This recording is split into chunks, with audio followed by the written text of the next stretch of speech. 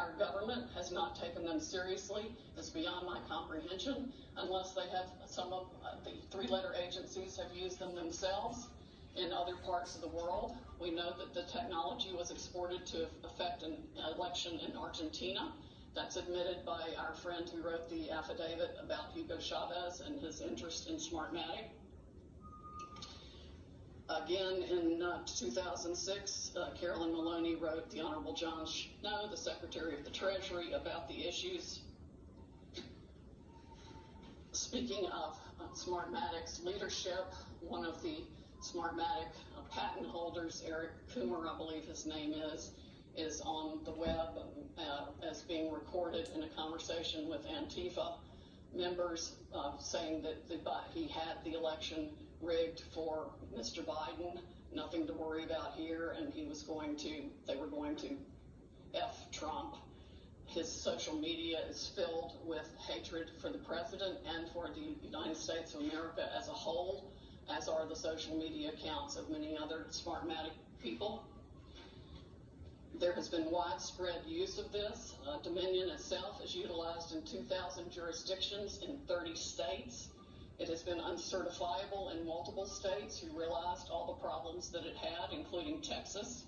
Experts have described it across the board, from a Princeton group of 3 professors to experts that we have talked to about its end user vulnerabilities. People can admittedly go in and change whatever they want. They can set the ratio of votes from one thing to another. They can say that a Biden vote counts as 1.25 and a Trump vote counts as 0.75. And those may be the numbers that were actually used here. It's not just the swing states that were affected. The algorithm was likely run across the country to affect the entire election. Like I said, we only discovered it this year because of the overwhelming number of votes for President Trump in the swing states that caused the machines to have to shut down for them to backfill for adding votes.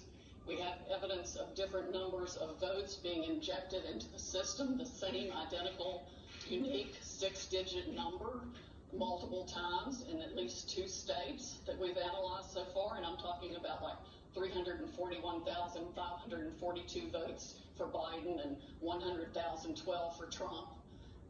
There's no explanation, no logical explanation for the same numbers being injected 20 minutes apart into the machine.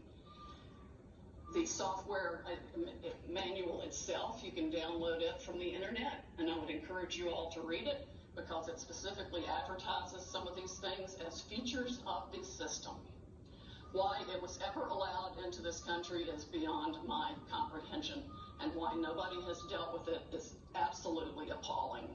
The machines were easily accessible to hackers. There's video on the net that will explain to you how a kid with a cell phone can hack one of these voting machines.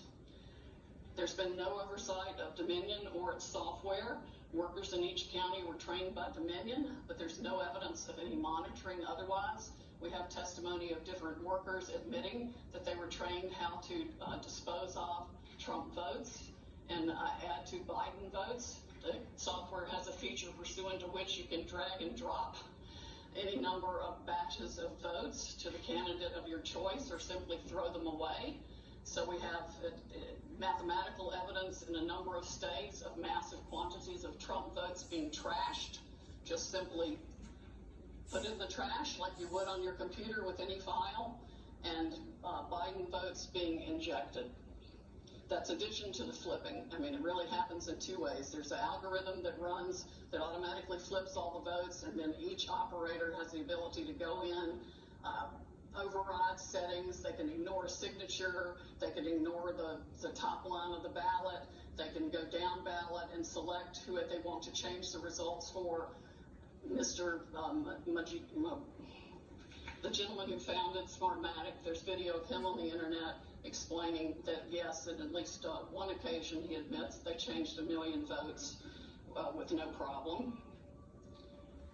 Many of the jurisdictions that have had this problem might not have known of the issues, but many did. And I think a full-scale criminal investigation needs to be undertaken immediately by the Department of Justice and by every state's equivalent Attorney General's office or state investigatory unit, because there's evidence of different benefits being provided to the people who spent $100 million of taxpayer money at the last minute for their state to get the Dominion voting systems put in time for this election in different ways. There's one person that a lawyer told me got, quote, election insurance, meaning that he would be able to make sure he was elected. I'm sure they explained that feature in detail to many people who expressed interest in putting this voting system in. Texas denied certification of the Dominion system in 2019, but there are no doubt issues with the software that Texas did use, unbeknownst to Texas, I would imagine, since they went to great trouble to examine the Dominion systems and reject them. But other software, in the source code that does the alterations is embedded, we've been told, in the source code all across the country in all the voting machines. There's no doubt it has been used to alter elections in other countries. We know specifically that Venezuela exported it for that purpose to Argentina and other Latin American companies to make sure that the corrupt rulers who were willing to pay the highest price for being in office were allowed to rig their elections.